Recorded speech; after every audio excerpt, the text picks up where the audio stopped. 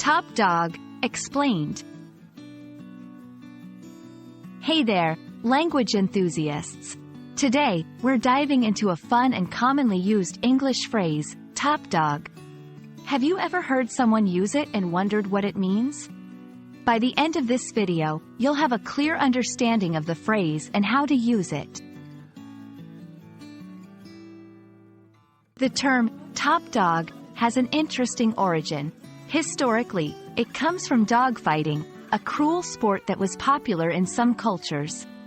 The dog that ended up on top during the fight was often the winner. Hence the term, top dog, emerged.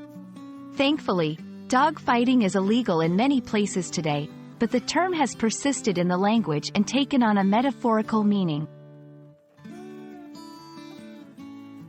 In today's English, top dog refers to a person or entity that is at the top of a hierarchy or considered the best in a particular field or group. It implies dominance, leadership, or superiority. For example, if someone says, in the tech industry, that company is the top dog, they mean that the company is the leading entity in the tech field.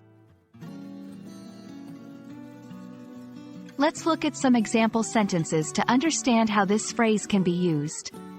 1. After winning the championship, our team became the top dog in the league. 2. She's the top dog in our department, so you might want to get her approval on this. 3. It's hard to be the top dog because everyone expects so much from you. Understanding synonyms can give us a clearer picture of the phrase. Some synonyms for top dog include leader, best in class, dominant figure, head honcho. There you have it.